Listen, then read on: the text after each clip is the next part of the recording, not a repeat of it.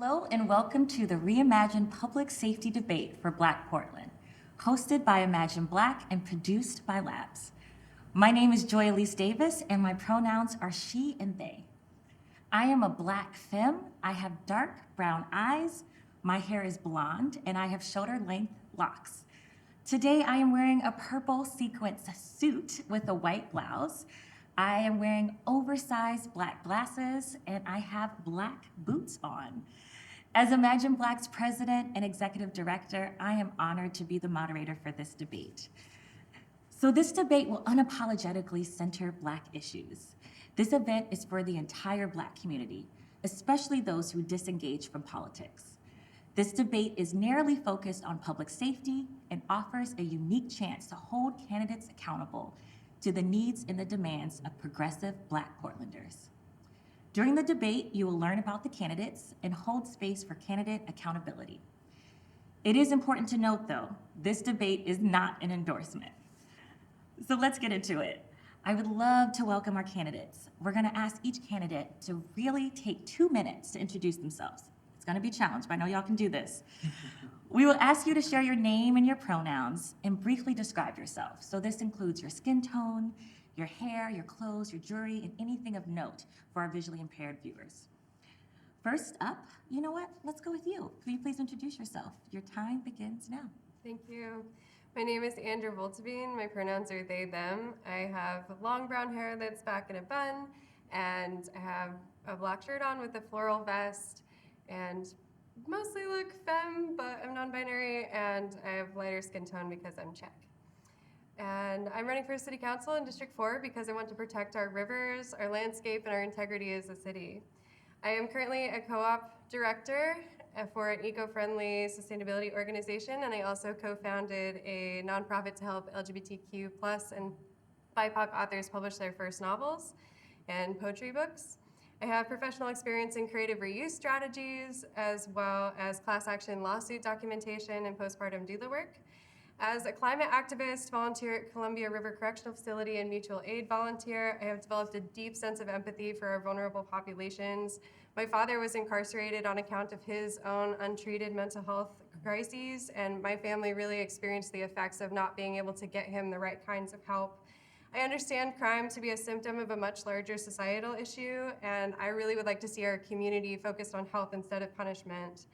I moved to Portland 10 years ago because I thought it was more of an environmentally friendly city and equitable city than other cities in the US. And my participation in a lot of the protests and social uprisings in the last 4 years has really shown me we have a long way to go to liberation. We currently stand to have a risk of the biggest US oil spill in history here in Portland because of the critical energy infrastructure hub. Our police force was recently under investigation federally because of an excessive use of force for the mental health community, and we continue to prioritize car travel over other forms of travel that are more eco-friendly. So as a candidate, I'm advocating for the full funding of Portland street response, climate adaptation taxes for known polluters, and a more equitable and just transition to a green economy. Thank you so much. Yeah. Next, we're gonna go to our next candidate. You have 2 minutes. Your time starts now. Well, I'm honored to be here tonight. My name is Mitch Green, and I'm running for Portland City Council in District 4. My pronouns are he and him. What I look like today is I'm white, I am cishet, I am bald, but when I did have hair, it was mostly blonde on top, and then my beard is red. And these days, it's a little salt and pepper in there. So I don't really wear much jewelry. I do have a wedding ring on. I am wearing black slacks with a kind of patterned business casual shirt. I've got some Nikes on that have like a kind of it's like they're like white and maroon. A little bit about me. So I am an Army veteran. I'm a first generation college student. I grew up in Portland. I came from one of those households where you didn't really have anyone in your family that ever went to college, and I was the one. It's like, let's go to college, Mitch.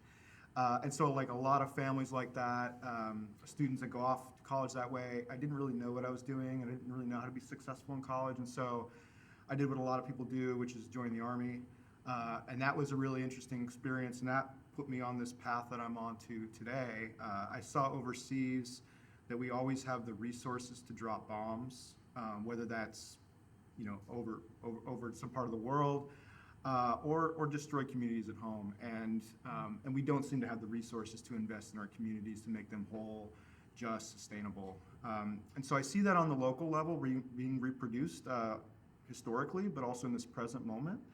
And I'm running because we are in one of those historical moments where we can make a choice about what our values are. Are we going to push forward and try to be that progressive city we claim to be? Or are we going to lurch backwards in fear and turn the clock back and kind of abandon some of the stuff that we've, I think, made some progress on? So that's what I'm about. I'm happy to be here. Thank you. Whew. So I'm really, really excited for this conversation. We're going to have about 15 minutes for each question. We have 4 questions. After that, we're going to have some opportunities for each of you to answer. You have 2 minutes for each question, and then we're going to open it up for discussion. I think we're going to have quite a lot of time to be able to dive deep, so I'm very excited. After we get through all 4 questions, we're going to do a rapid fire. We have about 16 of those questions, and I'll explain it a little bit more, but your only answers are going to be yes, no, or pass. And then during the open discussion, I'm going to do some follow-up. So I want to keep us on time. I want to keep us going well. So yeah, thank you so much for being here. Let's get into it. So question 1. In 2020, thousands of people marched and protested in the city of Portland demanding racial justice. Some protesters called for police reform. Others called for defunding to drastically shrink the size of the Portland police budget, while others called for complete abolition. Nearly 4 years later, some elected officials still think of police response when they hear the phrase public safety. At Imagine Black, we believe that definition is too narrow. My question, and let's start with you first, Mitch. What is your definition of community safety, and what is your plan to reimagine public safety? I'll let you go with your 2 minutes. Yeah, so I'll start by kind of framing up how I view the world. I neglected to introduce the fact that I do have a PhD in economics.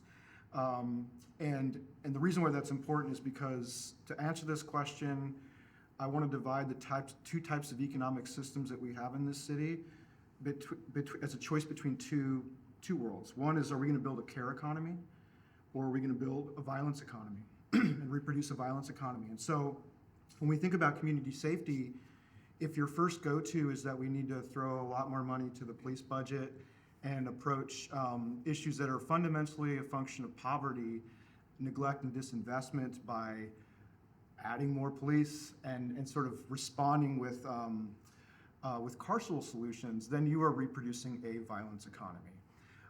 I think instead what we need to do to move forward is to make investments that make sure we have a place where everyone can go to at night and sleep inside, right? We need to have evidence-based approaches to drug addiction and mental health, not sort of a preformed punitive frame. And we need to be making investments that levelize historic injustices in this city. And I think that's the only way that we can build a care economy. I think it's going to become increasingly crucial as we get into a world where it's getting increasingly warmer and we have extreme weather events, and we see our vulnerable populations bear the cost of that most, while those of us who have had it well off are able to kind of retreat indoors with AC. And so I'm a strong proponent of policies like social housing, which says we are going to own that building at the city. We are going to set the rent at 30% of your income, whatever your income is. Everyone can pay their fair share that way. That's a very direct way to house people. I also like the approach of community land trusts so we can build wealth, particularly in the Black community that doesn't have any. Thanks. Thank you. I'm going to repeat the question. So what is your definition of community safety, and what are your plans to reimagine public safety? 2 minutes starts now. Okay, yeah, so I want to think about community safety as more than just the word safety, and think about it more as a more holistic view of health as a whole.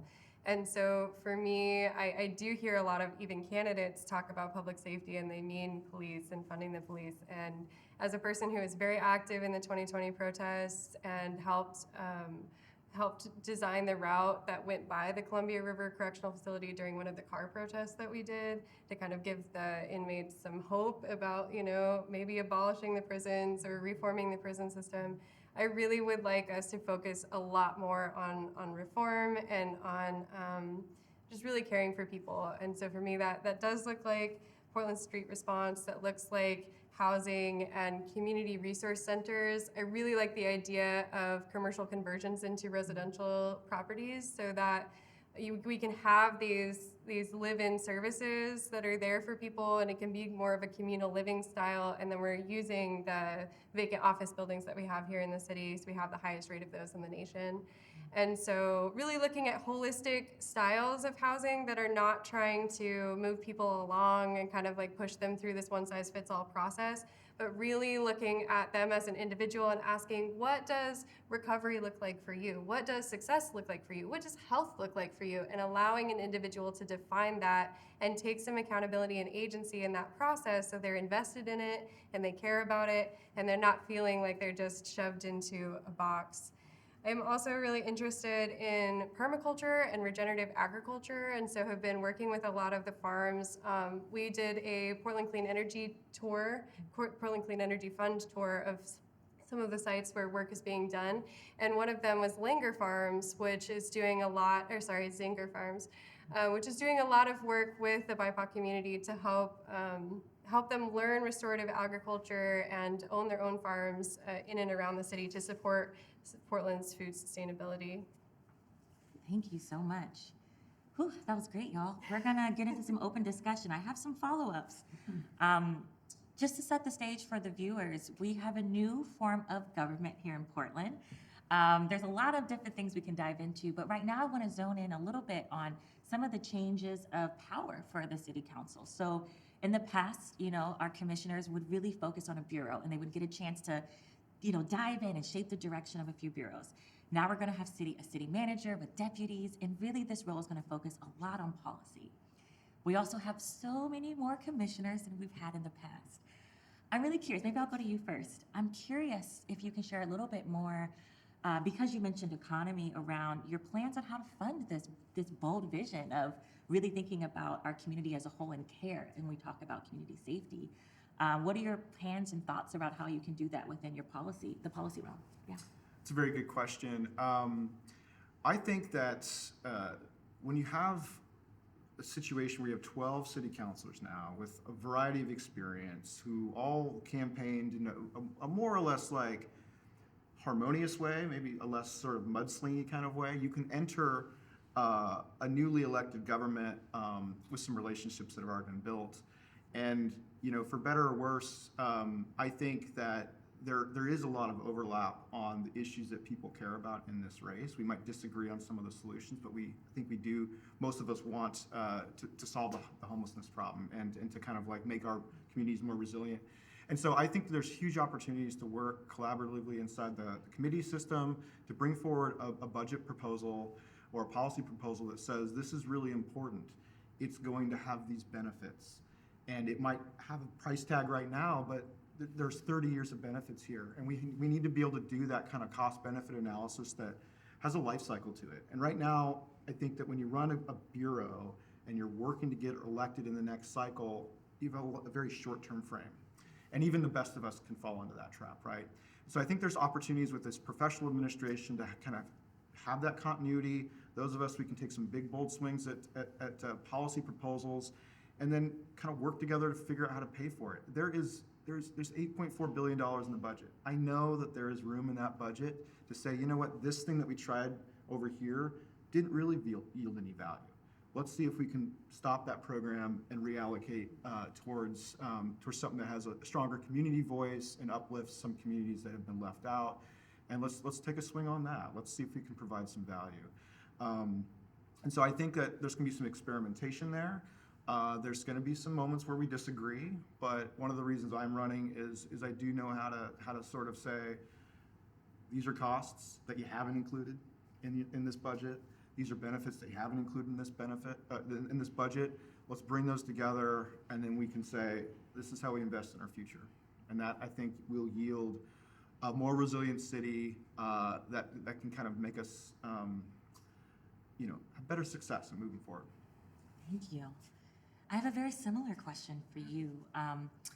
Just due to your really strong background in climate justice, and you spoke about resiliency, there has been some conversations around rethinking and experimenting a little bit with our budget, especially when it comes to food systems. You mentioned the farm. Can you talk a little bit more about what this shift could look like and maybe what your plan is as it relates to community safety? Yeah.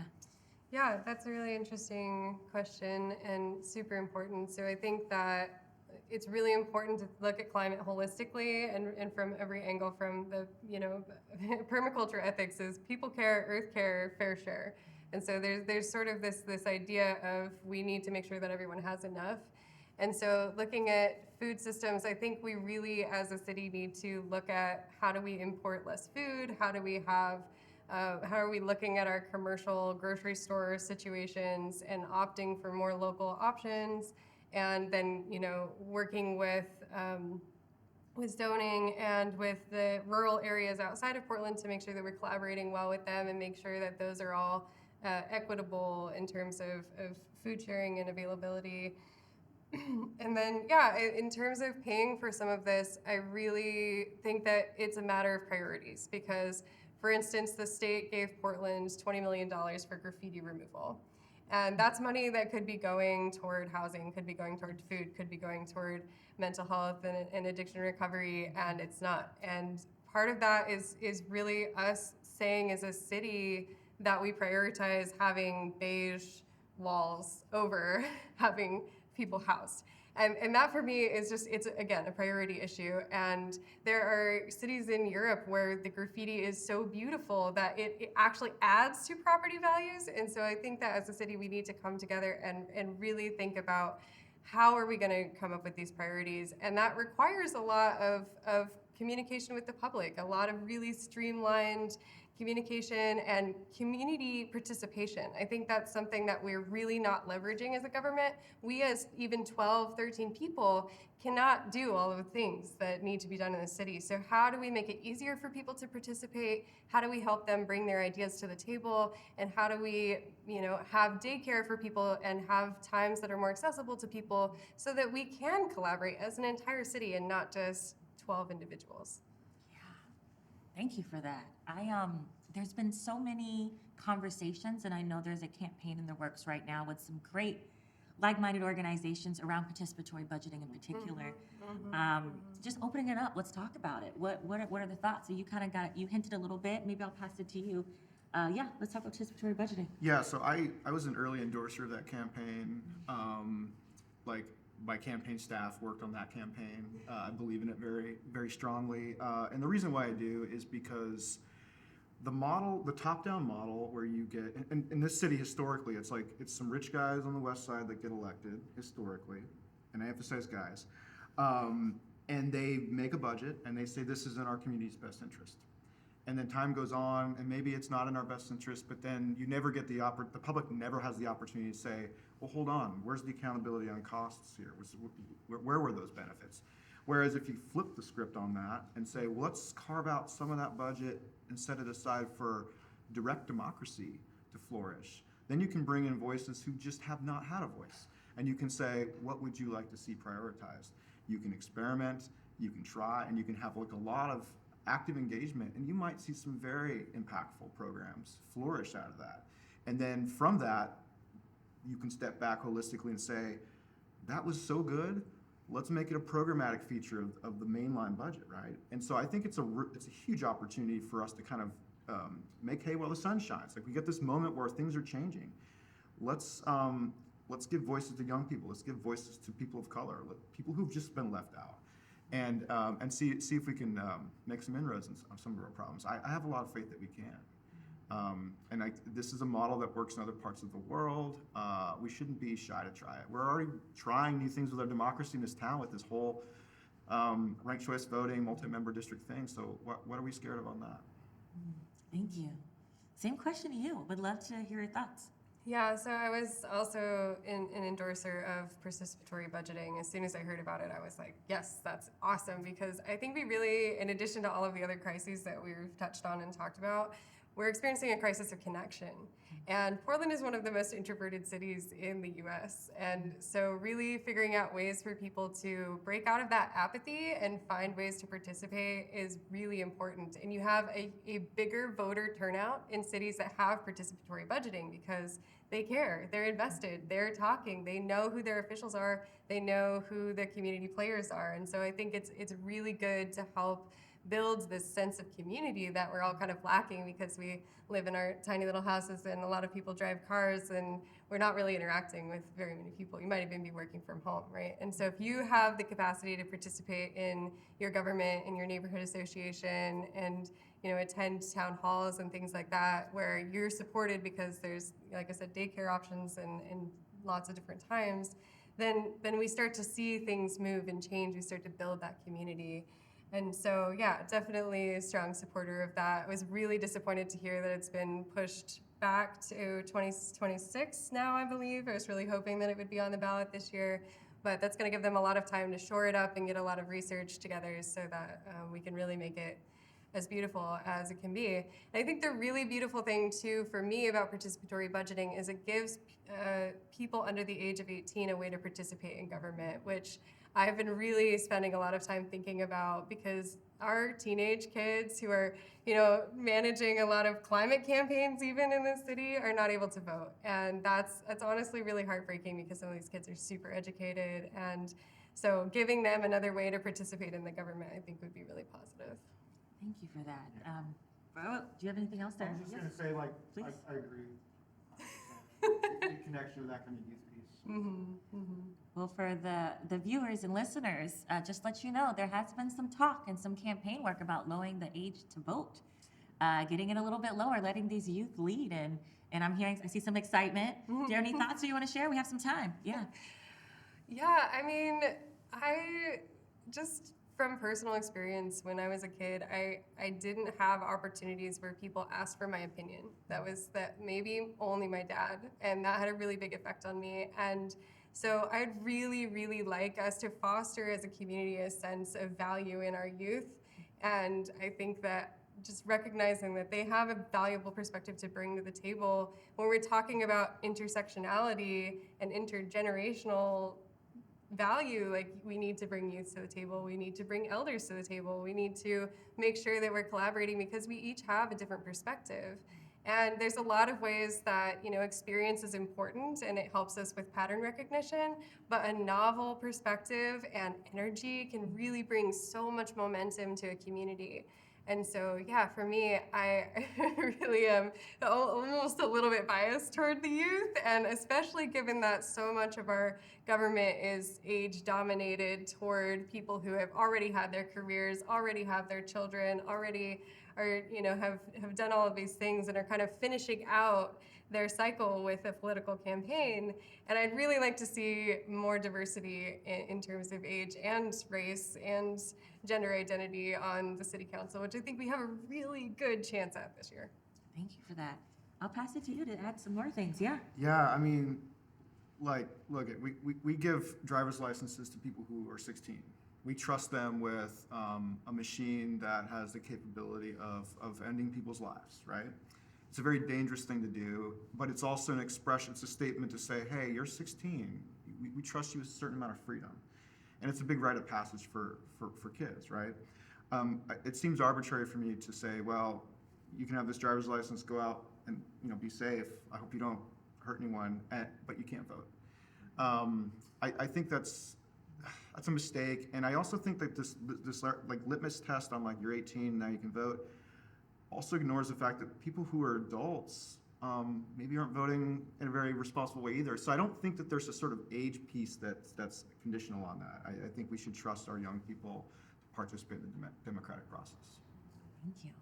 Before we move on to question 2, I just want to give one last opportunity to maybe weigh in on your plan before we move on. So Mayor, I'll pass it to you. Yeah, I'm really loving this conversation. First of all, these are great questions, and I think it's really notable that these are questions that are coming up because they're not asked in all of the other forums that I've been in, and so it's really nice to just spend some time here and really flesh this out because these are really important issues, and it is just a very diverse set of things that we need to be thinking about as a city. Thank you. Yeah.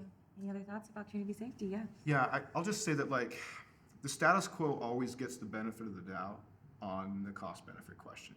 So if it's like policing is the norm, no one really says, well, you know, it's too costly, right? We just have to do it.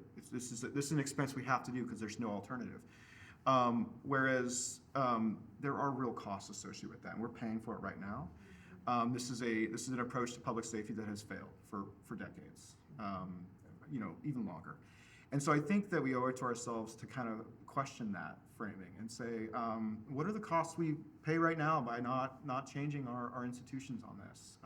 And we owe it to ourselves to invest in an alternative. Thank you.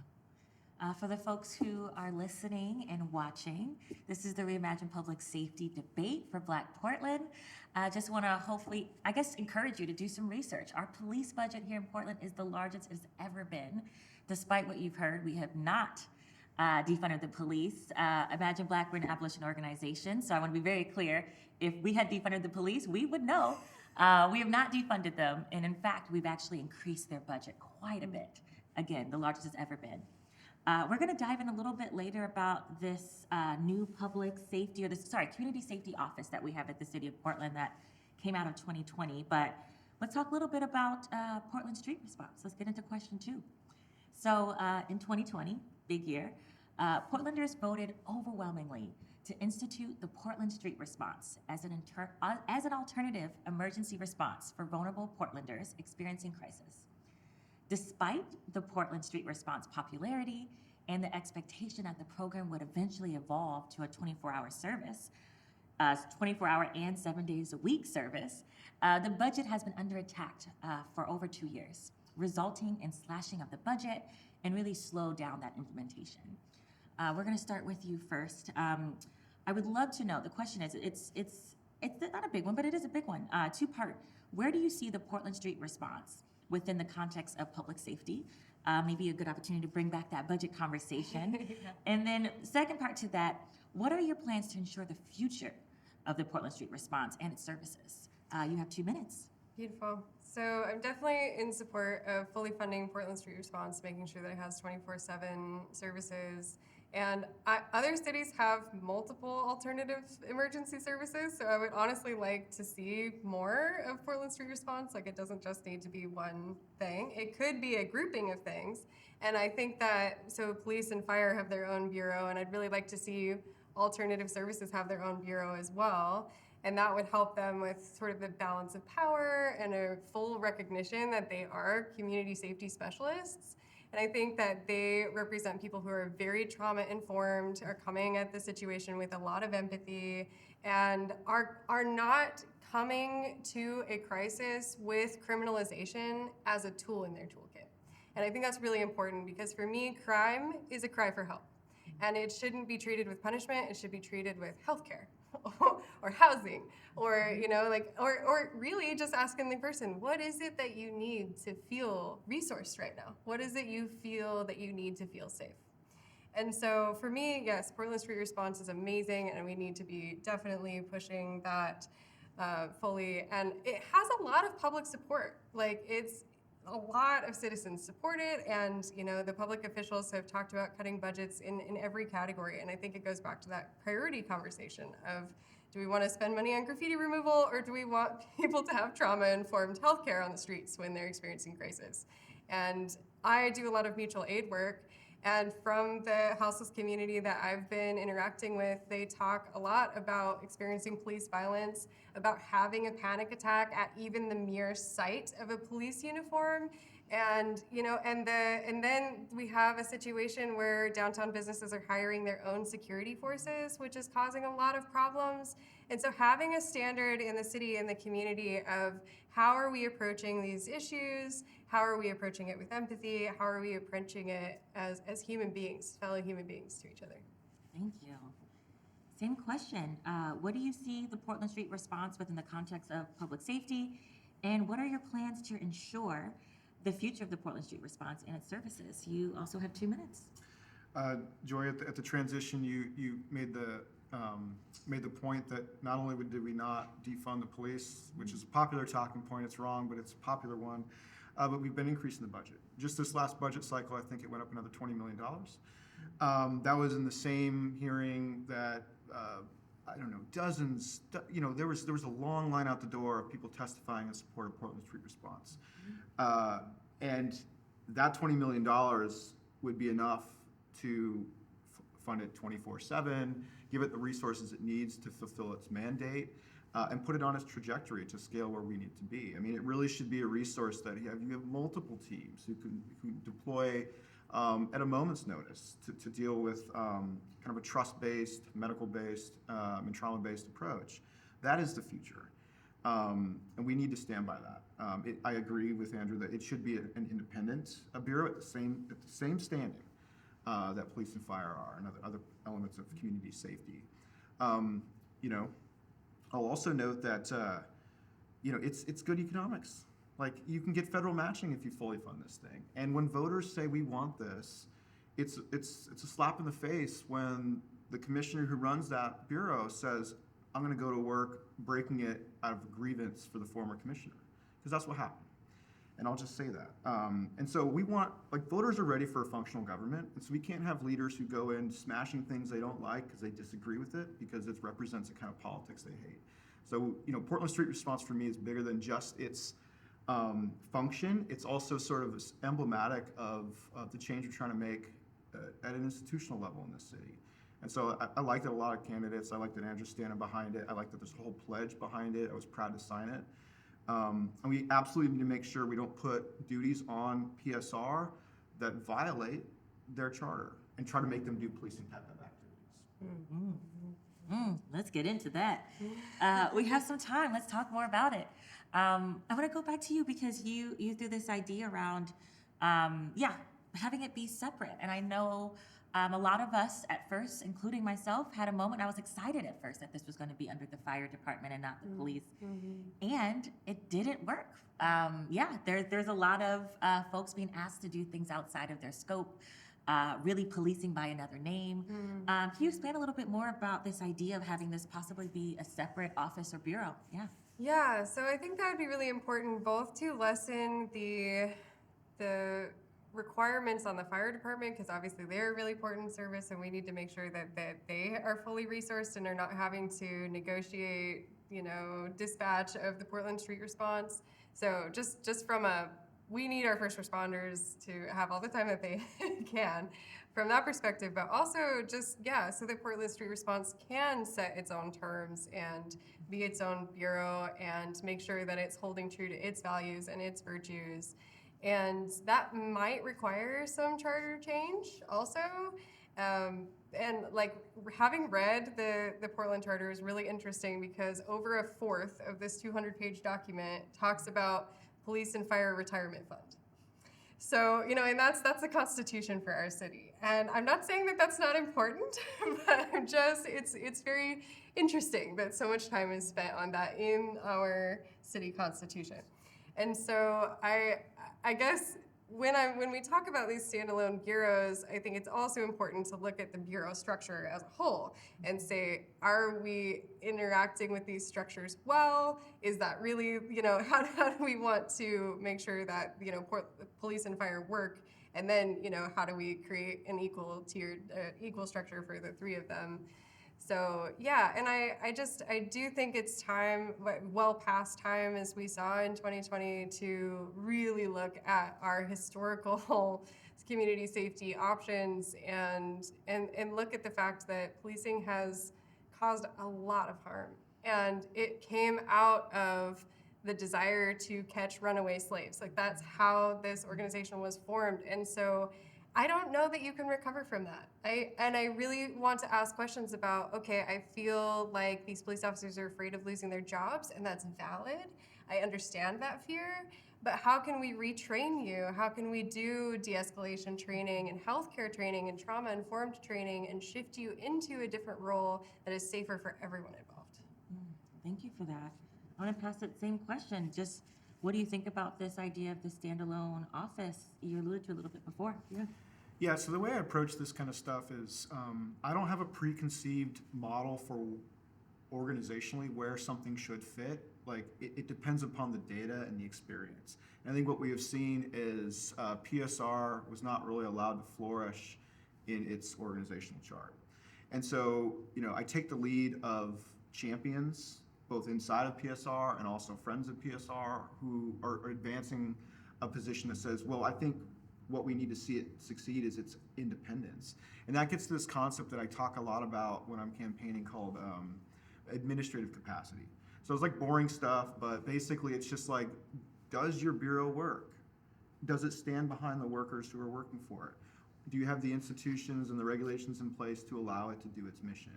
And if the answer to those questions are no, then you have to say, what can we do to change it? I do believe that if we said, let's put it into its own independent position, let's give it its own accountability structure, because accountability is a two-way street, right?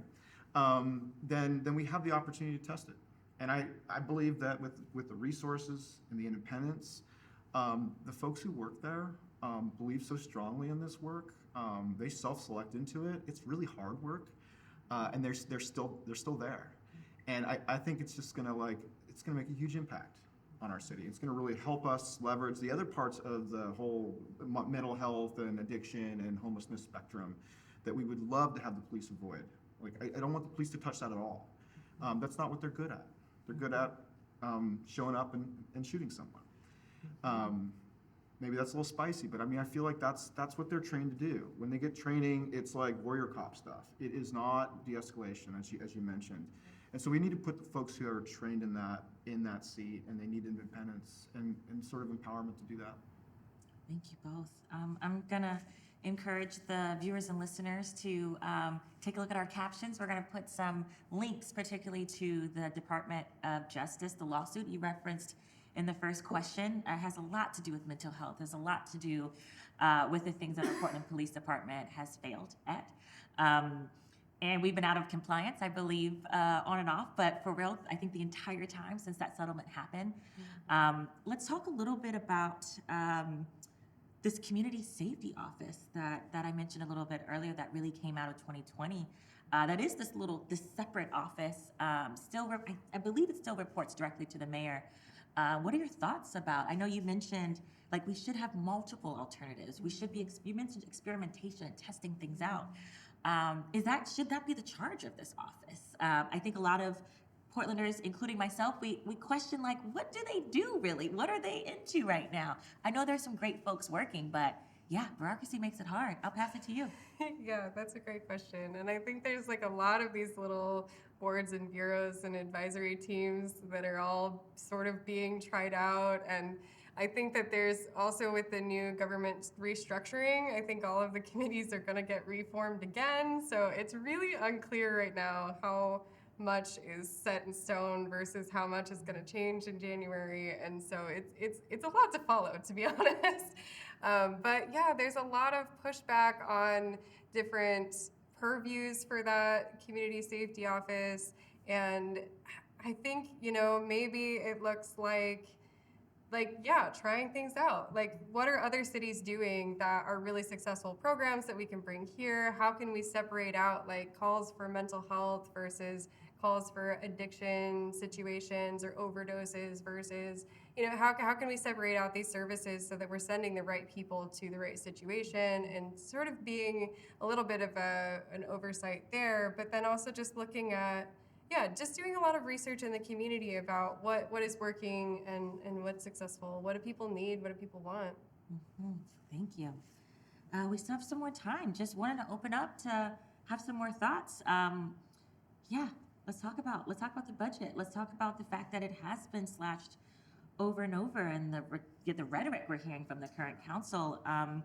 You said something spicy before, but actually I don't think it was very spicy. I think it's being mindful of what are our police trained to do. You shared a little bit about that history. Where are they constantly being reinformed? And to do, and it's not mental health services. Let's talk a little bit more about what your thoughts are. Yeah, so I'll like make a little connection to my military service. So my job in the Army was civil affairs, which I used to describe it before I realized how cringe it was as like Peace Corps with a gun. But the idea was like, if you're going to be overseas and you're trying to build rapport, you don't want to send the infantry in to do that. Okay, and it's really not a great analogy because I don't want to link Portland Street Response to like the Army because that's not an occupying force, but there's a lesson there. Like the most important thing to do is build rapport and trust, and like absolutely leave the weapon in the car and take that risk, right? And so I think that to get to the point, if you were to throw a lot of like, let's scale up all the infantry soldiers you want, you'll never win the hearts and minds, right? By putting a whole division of infantry on a town, you'll never win the hearts and minds, but you might be able to do so with a small team of civil affairs soldiers that are trained with culture, that are trained with like de-escalation techniques. And so I think it translates to our budget. If we want good return on investment, we need to recognize that like your police to per capita ratio is not the metric. It's not. It's like what are the skill sets and what is the commitment to the mission about for the folks that you're trying to resource here. So if you want to build trust in the community, you need to bring people in who like their first purview is like I'm worried about whether I'm going to go home tonight, and so I'm gonna draw my weapon first. Like you can't bring that person into that situation. You need to bring someone in who's like, I came into this work because I'm willing to take a risk for this community, and I'm focused on mental health. I'm focused on addiction. I'm focused on connecting a nexus of service. You're going to get more ROI from that. That's a better way to use the budget. Thank you. Before we go on to question 3, just opening it up for some last minute thoughts. Yeah, I'll pass it to you. Yeah, I think one thing that I've really gotten clear on in the last few years is that when you send the police into a situation, it's always escalatory. You've automatically changed the situation. And you've also created a situation where it's really easy for someone who's scared, who might be experiencing a crisis, to have a felony by, say, like trying to protect themselves from a police officer, right? And so you're creating this cycle of criminalization where now those people may go to prison and have a record, and then they get out and they have no services, and they end up on the streets, they can't get a job, right? And so a lot of the unhoused community that I'm interacting with on the streets, they are people who have come out of prison and had no plan because there's no help. There's just, okay, go. And what if you don't have any family? What if you don't have people to support you? What if you don't have someone to come pick you up? Then you're on the streets. And I had a really heartbreaking situation where I was, handing out food and supplies to folks, and one of the unhoused community members got hit by a truck and came over and was bleeding and was having a really hard time. And I'm like, can I call someone for you? Can I, get you to a hospital? They're like, no hospital, I have a warrant out for my arrest.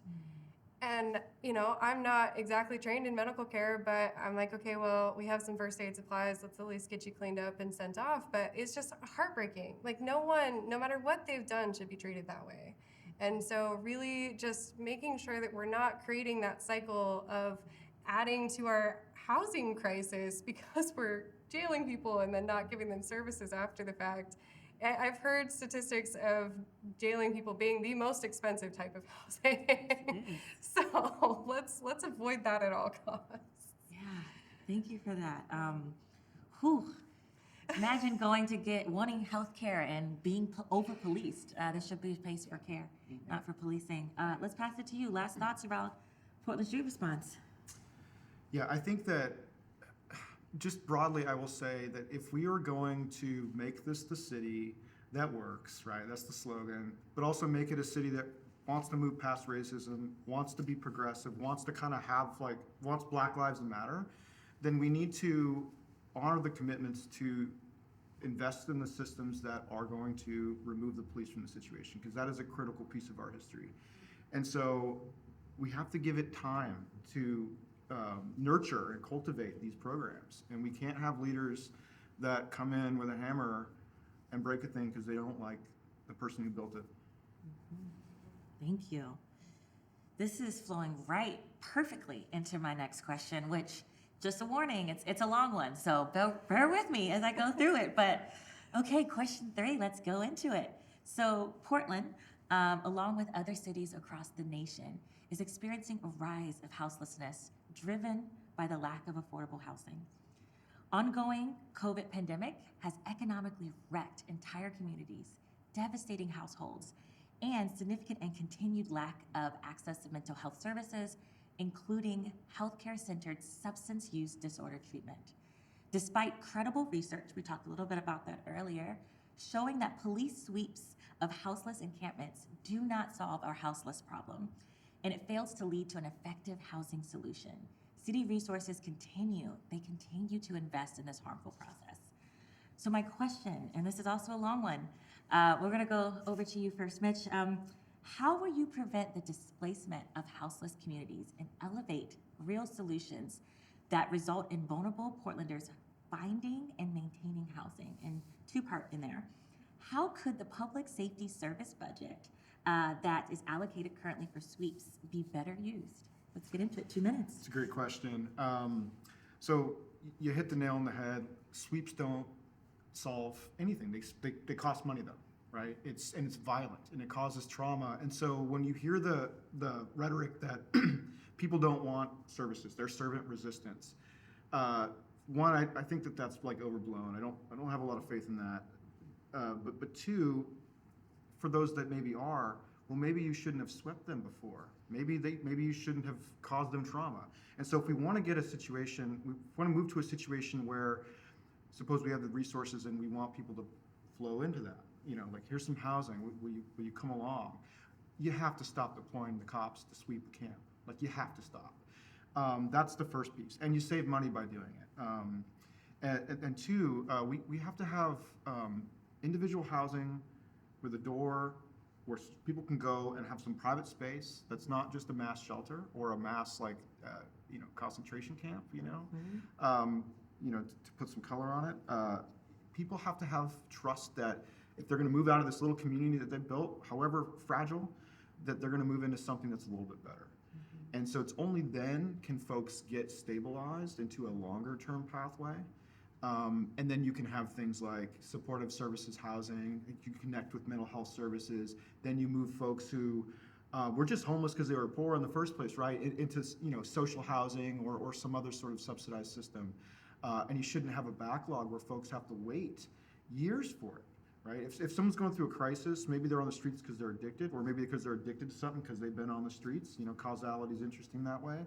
When they're in that moment that they want help, you have to have a place to put them. You have to have a treatment bed to put them. And so there's a whole nexus here that we have to invest in, and we'll pay for it if we stop deploying the police to sweep these camps, because that's very expensive. Thank you. Just a note, I appreciate you really connecting it to violence. It's violent. Same question, 2 minutes. How would you prevent the displacement of houseless communities and elevate real solutions? Let's go. Yeah, so really looking at sweeps is kicking the can down the road. Like, you are not helping anybody. They're just going to go set up somewhere else. So why waste this money and time and effort and cause, like Mitch said, a lot of trauma in the process? I have, with some of the sweeps, and they've been very clever in the ways that the sweeps have happened recently, in that they targeted multiple camps at the same time and did them all at once. And so from a mutual aid standpoint, being weekly, handing out supplies, all of a sudden there were a whole bunch of people who needed things because all of their things were confiscated. There was no way for them to get them back. And I'm listening to people, since the camping ban started being enforced here in Portland, say that the police came and said, okay, do you want a fine or housing or jail? And there were a couple people who said fines, and a couple people who said jail, and a couple people who said housing. And they said, okay, if you want housing, we'll be back in 3 hours. Never came. So when Mitch was talking about establishing trust, we have to establish trust as a community. If someone's saying they're going to get me housing and they don't, and I never hear from them again, how am I ever going to trust that person again? And also, there's a lot of communication that happens on the street. So if there's a shelter that doesn't feel safe, that's going to get communicated. And so if the police are saying, hey, we're going to move you to this place, and they're like, I know that's not safe, then you have an impasse. And that's the situation that causes violence, is you are now infringing on that person's agency in a really, really big way. And so, I also think we really need to come at this from not a one-size-fits-all solution. We need culturally specific housing, we need LGBTQ housing, we need BIPOC housing, and really saying, sometimes the mass shelters work for people. Sometimes they like that community element. Sometimes they want a tiny house and a room with a door, and that's great. But I do think that the city is doing these strategies where, for instance, they're going to give people a hotel room, but sometimes they'll give that to a young person and they'll say, okay, you can't have any of your friends over here. You can't have any of your drugs. You can't do any of the things that you like to do. And so they're isolated, and there's a high rate of unhoused youth suicides because of that hotel program. And I've been hearing that from nonprofit directors who are filling in these government gaps. And it's just heartbreaking. And so when we're really thinking about these strategies, we have to think about the downstream effects. And I think that incentivizing businesses to say, okay, if you provide hotel rooms to the houseless community, that's kind of just a weird trickle-down version of housing. Like, it would be easier to give people money and just do that directly than incentivize these businesses, because what's happening is that businesses that are already providing low-income housing on a permanent basis are shifting to temporary hotels to get those government incentives. And so they're kicking out services and people who are already in those low-income situations. And so as policy people, we need to be really clear about what the downstream effects are and measuring our impacts to the community. Thank you so much.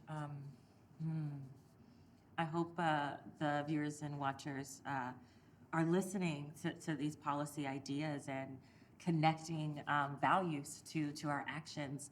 You mentioned a few things and things that I've heard. I've heard the rise of suicide, particularly in these hotel rooms. We're filming right now in Old Town Portland, and we've seen constantly folks that we see every day that we say hello to are just being shifted into jail. And we're going to put some links, but there's also been a rise of people dying in our jails. Particularly, I'm thinking about Multnomah County. For those who are who are listening, people aren't making it. Let's keep talking. We have some more time. I'm going to pass it to you. Do you have any thoughts, particularly, I think, around this question you mentioned? Folks are saying fines, jail time, or quote unquote housing, shelters, things that actually we're not doing well. Let's pass it to you. Yeah. Those aren't real choices, right? I mean, if someone's living on the margins of society and they've just got a couple bucks to their name and like a tarp, are they gonna pay a fine? They're not gonna pay a fine. So then it becomes like housing or jail. There's no housing, right? So it's really just jail. And so that it's sort of a backdoor way of saying, we don't want to see these people. We would like to remove them from society. The thing that we know how to do, the one administrative capability that we have is just putting someone in a squad car, taking them to jail. And to me, that's a gross violation of our civil rights. It's profoundly unjust. It's also costly if you care about the budget, right? But we can do much better. I think, you mentioned, this idea of the one-size-fits-all model. I think we need to be, I totally agree. We need to be really nuanced. Like, there are people with pets. There are people who want to be sheltered, but who are living with addiction or a mental health crisis or both. And you can't have a private provider put their own moral frame on the conditions of that housing if you want people to be successful in that. And so I'm a big, I don't like that. So I think we need a public sector approach that says, we take you as you are. And we are not gonna legislate how you have your path to recovery, whether that's drug addiction or mental health. We're just gonna give you the resources you need to navigate your way out of that. A good society that had a care economy would say, let me give you some drugs that are clean and safe. And then, by the way, we have a nurse on staff, and we have a mental health professional on staff. And when you're ready, we can help you recover, but you're not going to overdose today. That to me is the way that you treat a society that you want to recover, and that you don't throw people away. Thank you so much for that. There's some things I want to dive into, some follow-ups. So you talked a lot about harm reduction. For folks who may not know, we decriminalized drug use not that long ago, and then we recrimmed it, but only for the folks who are living on the streets. Let's be honest. If you have the privilege to live in a home, you can continue to do those drugs. You can continue to do anything you want, essentially. But you can in the hotel rooms. You can in the shelters. You talked a little bit about, which I've seen, I would say, around the country and also around the world, these clean spaces for folks to get the care that they need without judgment. Places they can get clean needles, places where they actually can use and make sure that they can do what they need to do to get on their recovery path. What we don't, and what data has showed us, is jail is not the place to get the drug addiction services you need. It's not the place you can get mental health services. So I'm curious, just thinking a little bit about this policy to recrim working poor and poor people. Let's talk a little bit about addiction. Yeah, I'll pass it to you. Yeah, honestly, the recriminalization of minor drug possession has been devastating to watch, and just I feel like it represents a real failure in our government to listen to voters, because we voted that in, and then policy changed that to some degree, made it more nuanced. We added these deflection centers, but there's so much disagreement in the government around all of this, and I've heard so many other candidates really say that, oh yeah, Measure 110 was a complete failure, and I don't agree.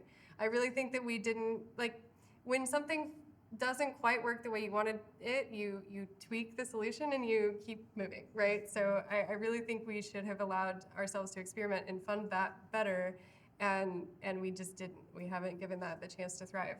And I'm absolutely with Mitch about safe consumption sites. I think that's really important to have the resources and the staff on site so that people can do that safely and have safe options. And then, yeah, let them choose when they're ready to seek recovery services. And if you force someone into recovery, whether that's judicially or just by saying you don't get housing unless you are drug-free, you're creating a situation where relapse is really likely to happen. And so you're actually going to create more harm that way than allowing them to use the drugs in the first place. And additionally, a lot of where the drug addiction crisis comes in is like searching for the drug. And that's where violent situations can happen. If someone's experiencing withdrawal and they're struggling to find what they need, they're more likely to be in a crisis state. And so if there's access points, that can be safer for the whole community. And I think it's also really important to talk about where those services are in the city. And I would really like to see particular neighborhood association coalition groups come together and, okay, let's say there's, just as an example, like 5 coalitions of neighborhood associations in the city. Okay, we need 5 safe consumption sites. You, as a neighborhood association coalition, get to choose where it goes, but it needs to be in your neighborhood so that we're not putting all of the burden, honestly, on Old Town to provide all of these services, because it's already an underserved area of the community. And so, yeah, really being thoughtful about where those services go, how we're treating people, and making sure that when we're coming up with policies, we include people who have experience with drug addiction in the conversation to make sure that their voices are being heard as well. Thank you so much. Same question back to you to expand upon a little bit. Yeah. Yeah, I would just say that when you face tough issues like drug addiction, there are no shortcuts, right? It is a shortcut of convenience to say, whoop, let's roll this back. Didn't like the results in a couple of years, so let's go back to the thing that also doesn't work, that we know that doesn't work for a long period of time. The war on drugs doesn't work. You cannot criminalize drugs out of existence. What you can do, though, is you can replace a harmful drug with one that has much lower fatality level, and you can build systems of intake and recovery. You can do that, and that's what we need to do. And until we are ready to square up with that, we're going to have drug addiction in this city. You cannot arrest your way out of it. This is a very personal thing for me as well. My brother was addicted to heroin in this town in Seattle, and kind of back and forth for a number of years. He was an Iraq War vet. I have a lot of veteran friends in my life that suffer from this or have suffered from this. And he was lucky that he was addicted to heroin and not fentanyl or something else. And it was only through his union backing him up, writing the judge, being willing to give him a job on the way out. Me with my PhD, like writing the judge, the Veterans Administration, my dad pulling strings, a whole community. After 3 years of working and fighting, that he finally got clean and got back into society, and now he's a productive member of society. He's very happy. He's very successful. I want that for every family. I guarantee you, we all know someone, whether it's directly or degree separated, a cousin or whatever, that is suffering this way. And I don't want to live in a city where we throw people away, right? We sort of give them a death sentence by saying, we're going to lock you up, and when you get released, your tolerance level is such that when you find a drug again on the street of unknown quality, you're going to overdose and die, or you're going to overdose and die in jail. Like, I don't want that. We shouldn't do that to people who live in our city. Thank you. Before we move into our final thoughts of this question, I want to remind folks to do some research. Particularly, I want to note that across all income levels, this has been researched. We all use drugs. It's not just something for houseless folks or for poor folks or working poor. This is something that affects all of us. And I would say same with addiction. This affects all of us. But if you're privileged enough to have resources, to have wealth and money, to be able to have shelter, your likelihood of surviving is very, very different. And having community is a big part of that. Let's just do some final thoughts. Let's go to you first, and then we're head back to Mitch.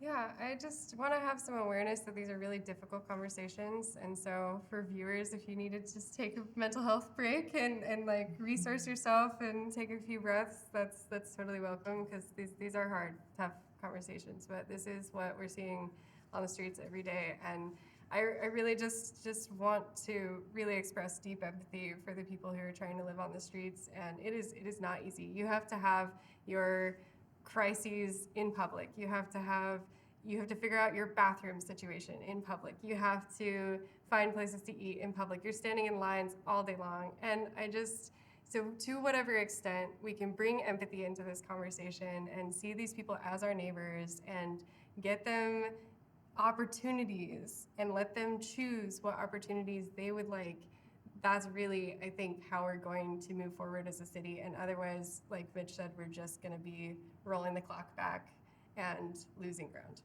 Thank you. Any last closing thoughts? Yeah, I do want to acknowledge the salient point you made, which was that if you have money or you have privilege, you can use drugs or alcohol and for a really long time and function in society. You can go to your job.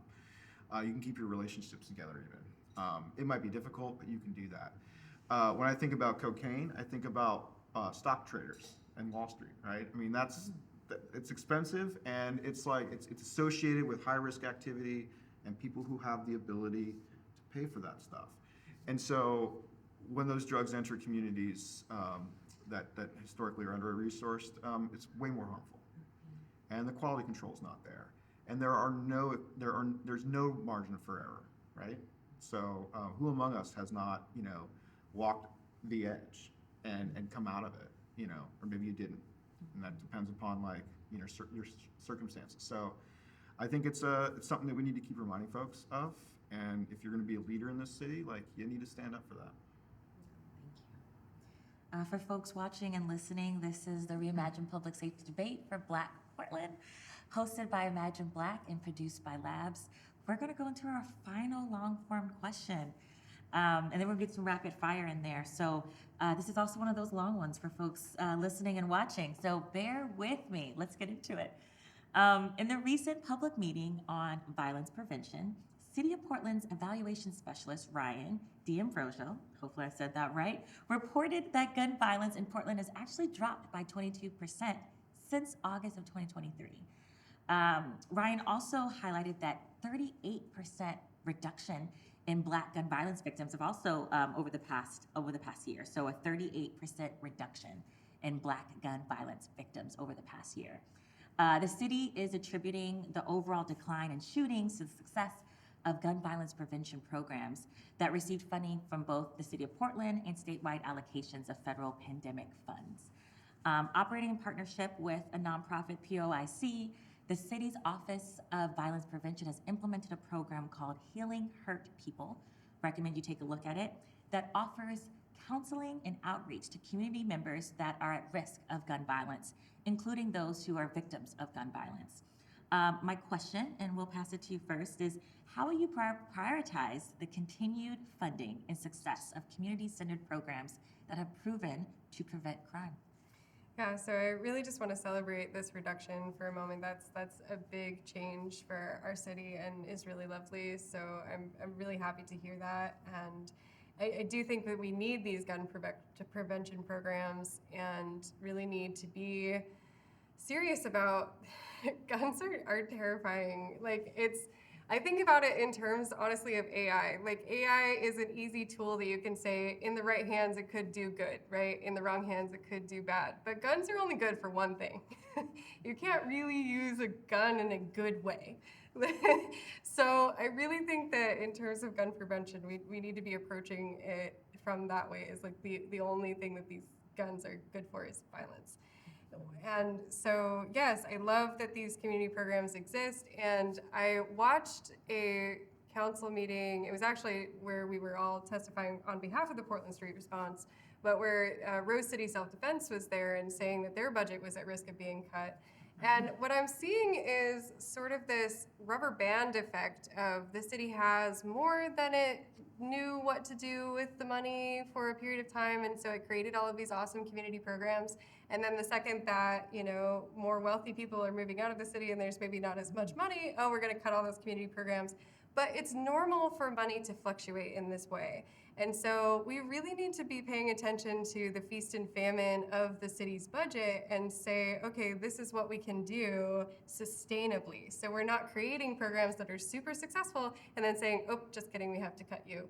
So I really think that there's just a measure of how do we stabilize as a city and fund these programs and keep them funded and create really long-term programs that are successful like in this way, so that we're not doing this rubber band effect. Yeah, thank you for that. Same question. How will you prioritize the continued funding and success of community-centered programs that have proven to prevent crime? You have 2 minutes. Yeah, Andrew's making it easy for me.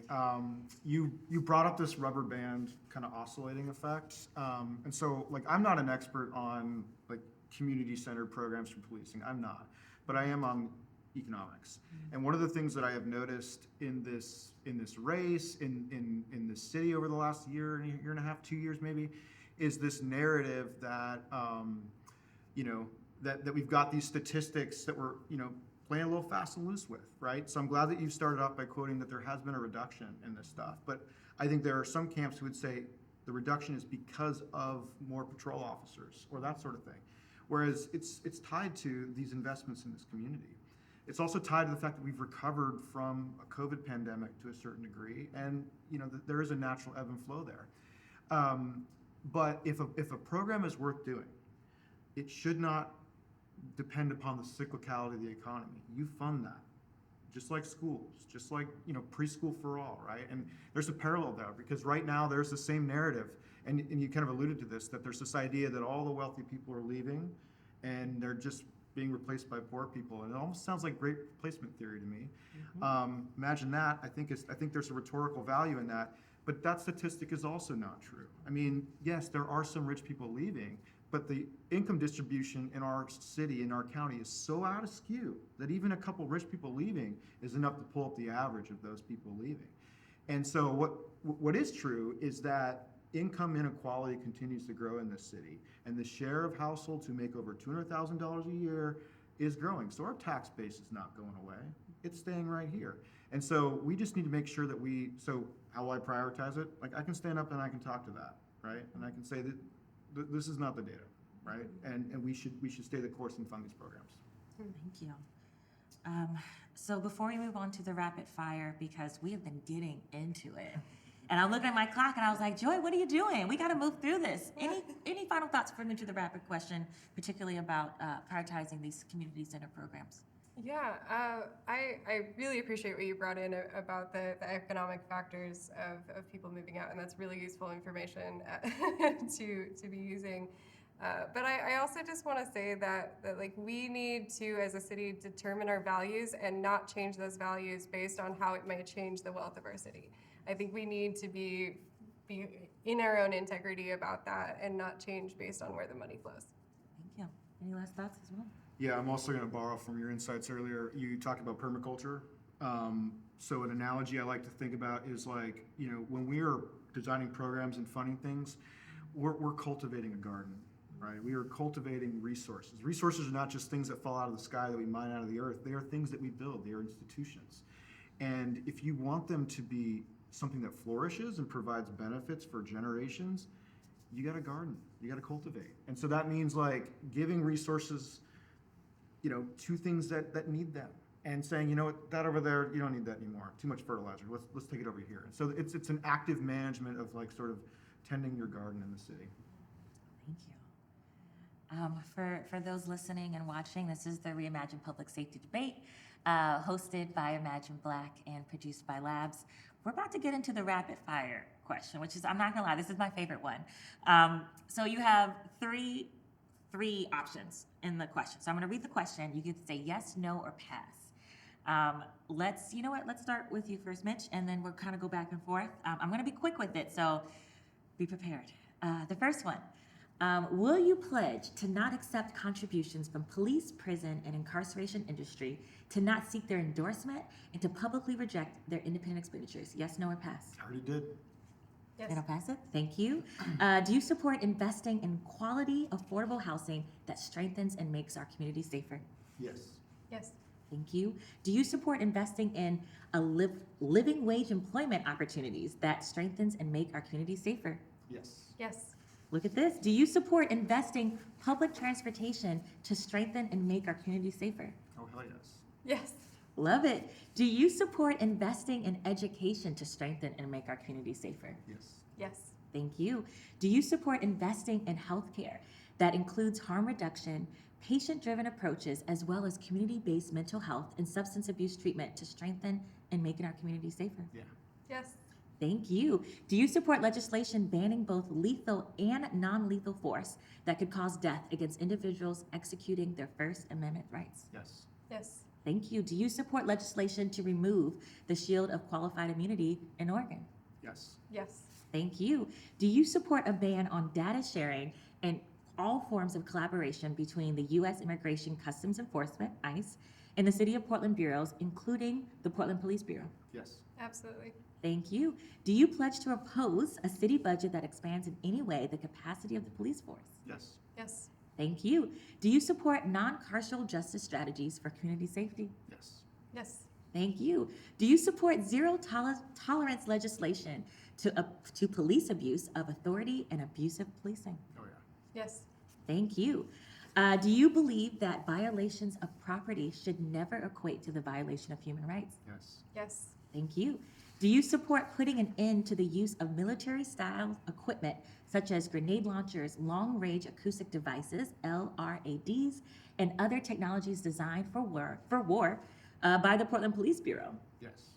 Yes. Thank you. Do you support the ban of facial recognition and predictive policing technology and other intrusive discriminatory surveillance forms by the Portland Police Bureau? Yes. Yes. Thank you.